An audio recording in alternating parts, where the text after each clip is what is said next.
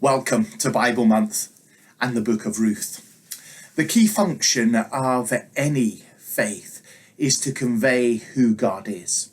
Indeed, there's no greater undertaking for any community than to express and to speak right about God.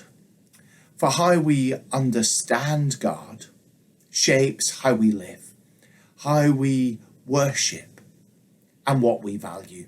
How indeed we view ourselves and how we view our neighbour.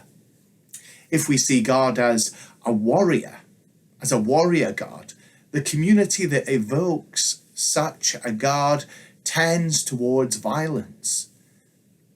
If, as has been the case in the United States history, we see God as being brought to America by white Puritan missionaries who bring God to a foreign land, we also bring with it racism. And if our God is white, blue-eyed, male, and, as has been in the past, pro-slavery, then we foster all kinds of segregation and evil. If we see God, as they did in ancient times, in the times of the judges, as being a territorial God, so you would have the God of the Canaanites and the God of the Moabites and the God of Israel. Then we develop a community that is concerned for the protection of borders. And indeed, we still see that battle of the borders between Israel and Palestine being contested today.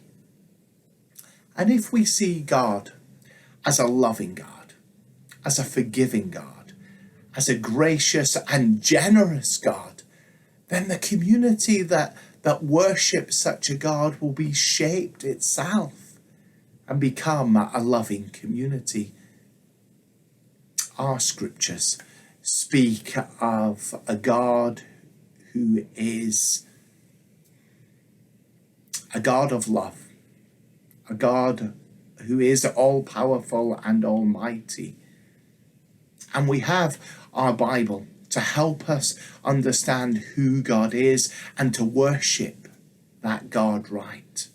It's a library made up of many different books. Some are poetry books, some are history, some are songs and laments, some are stories, some longer stories, some shorter stories.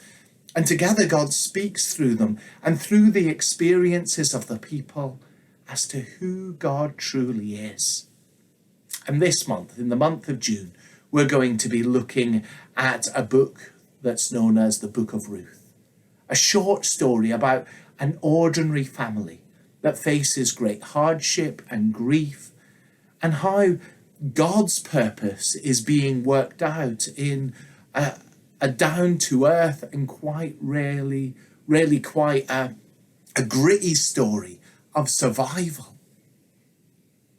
Unlike many short stories that you may read today, the Book of Ruth is told differently, where you might expect description and detail, and of course, what we're used to these days, the inner monologue, the inner thoughts of the characters, and the motivations that lie within.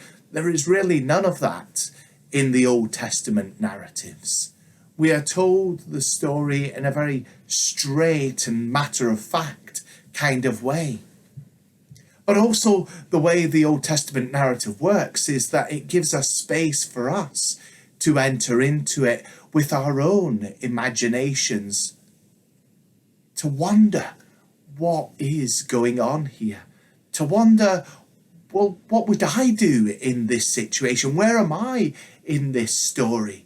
And to wonder also, where is God in all of this?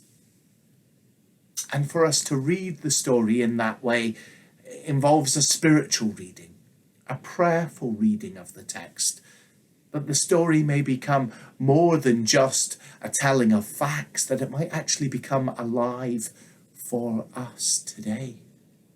The story, however, is not without its subtleties. Don't get me wrong here. It is a story with great depth, and the writer, who remains anonymous, is careful in their language. And as we read, we will see connections being made ideas repeated, and overall God's hand revealed.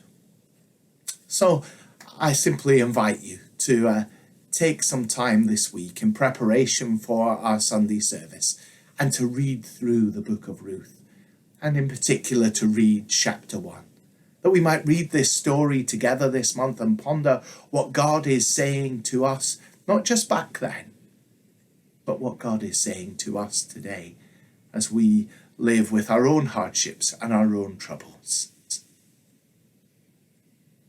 Enjoy.